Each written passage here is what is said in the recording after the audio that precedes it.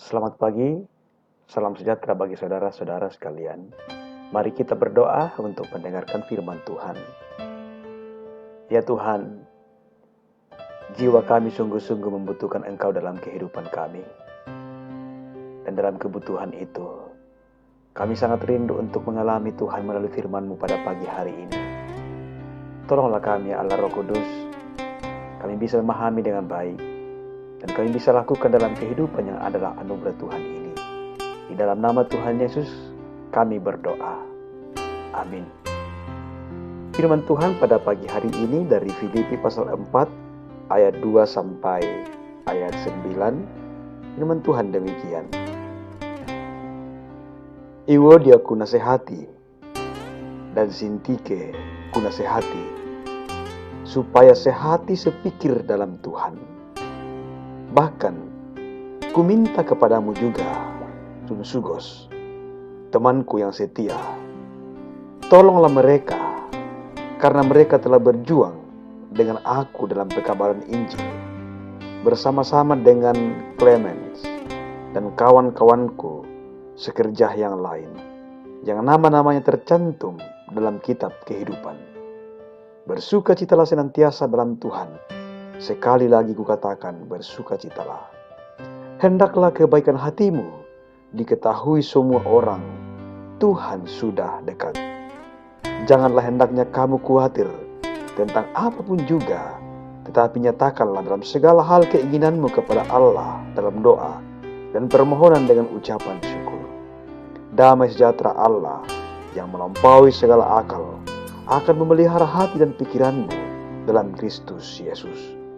Jadi akhirnya, saudara-saudara, semua yang benar, semua yang mulia, semua yang adil, semua yang suci, semua yang manis, semua yang sedap didengar, semua yang disebut kebajikan dan patut dipuji, pikirkanlah semuanya itu. Dan apa yang telah kamu pelajari, dan apa yang telah kamu terima, dan apa yang telah kamu dengar, dan apa yang telah kamu lihat padaku, lakukanlah itu. Maka Allah sumber damai sejahtera akan menyertai kamu. Demikian firman Tuhan. Saudara-saudara yang dikasihi Tuhan, belajar dari cara Rasul Paulus merespon panggilan Tuhan. Renungan tanggal 15 Juni 2020. Saudara-saudara, ada begitu banyak cara yang bisa kita lakukan untuk memperlengkapi diri dengan belajar. Salah satunya adalah melihat dan belajar dari pengalaman hidup orang lain di sekitar kita, terutama yang berkenaan dengan proses hidupnya dalam meraih hal-hal yang baik. Kita pun juga bisa mengambil sisi positif atau hikmah di balik kegagalan yang orang lain pernah alami. Itulah sebabnya Alkitab secara lengkap menulis tentang perjalanan hidup tokoh-tokoh besar yang berhasil menggenapi rencana Tuhan dalam hidupnya. Tak ketinggalan juga mengungkap tentang kegagalan tokoh-tokoh tertentu dalam menggenapi rencana Tuhan. Saudara-saudara, Rasul Paulus adalah sosok yang merespon dengan benar panggilan Tuhan dalam kehidupannya.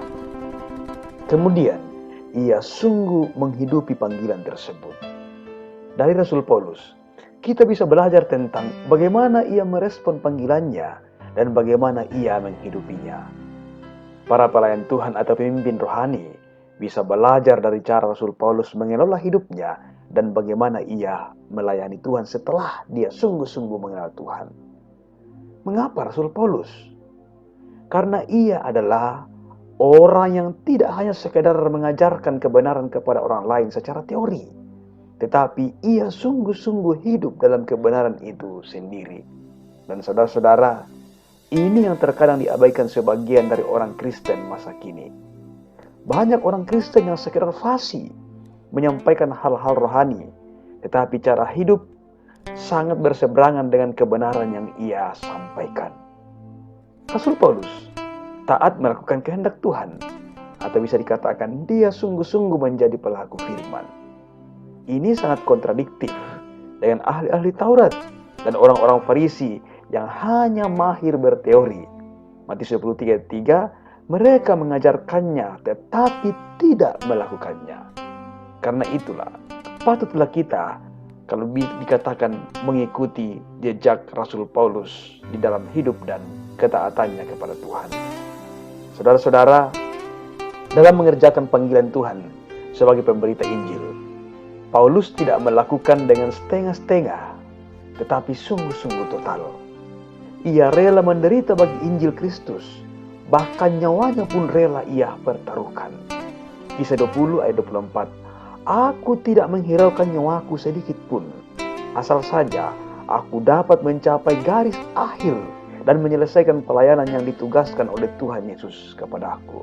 Dan aku melatih tubuhku dan menguasainya seluruhnya, supaya sesudah memberitakan Injil kepada orang lain, juga aku sendiri ditolak.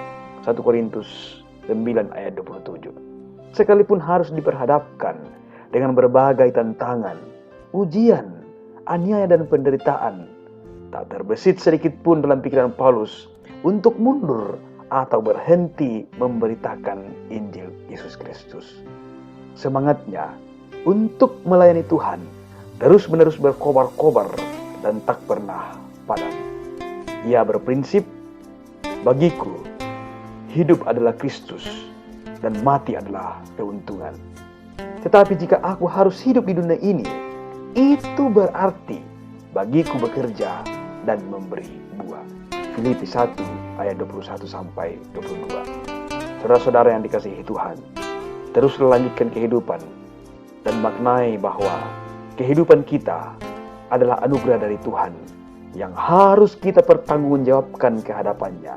Karena itu, isilah dengan menebarkan kebaikan sebanyak mungkin, supaya melalui cara hidup kita, orang lain pun datang kepada Tuhan. Karena hidup kita adalah untuk memberi buah.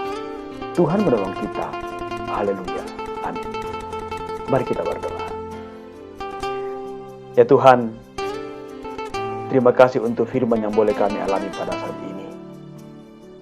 Biarlah kami diajar oleh Tuhan bagaimana kami juga merespon dengan tepat panggilan Tuhan dalam kehidupan kami, supaya kami bisa meresponnya dengan baik dan orang-orang di sekitar kami boleh melihat kehadiran Tuhan melalui cara hidup kami, dan mereka pun datang menyembah dan mengakui Tuhan dalam kehidupannya sebagai juru selamatnya. Bapa kami yang di sorga, tolonglah kami Tuhan, dalam potensi kami masing-masing, kami terus hidup bersama dengan orang lain, dan orang lain semakin merasakan kehadiran Tuhan melalui kehadiran kami. Bapa kami yang maha baik, pimpinlah kehidupan kami Tuhan, sehingga kehidupan kami semakin menghasilkan buah-buah yang dikehendaki Tuhan dalam hidup kami. Di dalam nama Tuhan Yesus kami berdoa. Amin.